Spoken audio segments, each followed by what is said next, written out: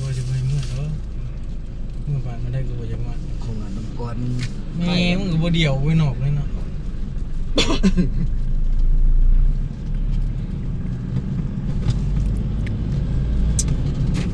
งานใหญ่ดีเป็นปากเซ่หมดนะ เอาอันนั้นเราแข่งเนาะอันนั้นเนาะ